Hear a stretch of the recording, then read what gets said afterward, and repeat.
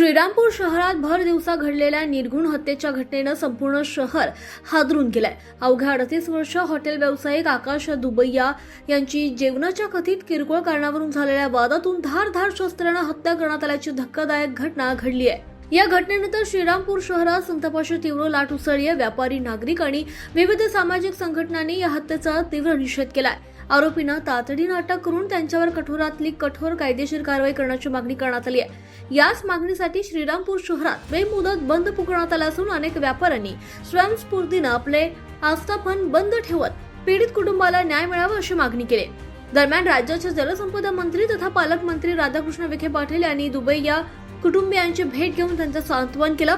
यावेळी त्यांनी घटनेची माहिती घेतली। यावेळी शिर्डी संस्थानचे माजी विश्वस्त सुरेश वाबळे, भाजप जिल्हा अध्यक्ष नितीन दिनकर, तालुका अध्यक्ष बाबासाहेब चिडे, माजी नगराध्यक्ष संजय फंड, केतन खोरे, राजेश अलग आदींसह नगरसेवक उपस्थित होते।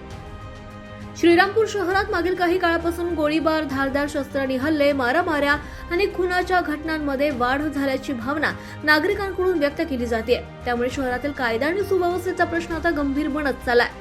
सुरक्षा व्यवस्था अधिक सक्षम करण्याची मागणी आता नागरिकांमधून जोर धरू लागली आहे। या घटनेनंतर शहरात अतिरिक्त पोलीस बंदोबस्त तैनात करण्यात आला असून परिस्थितीवर प्रशासनाकडून बारकाईने लक्ष ठेवलंय। आवाज जनतेचा, लढा सर्वसामान्य जनतेच्या न्याय हक्कांसाठी।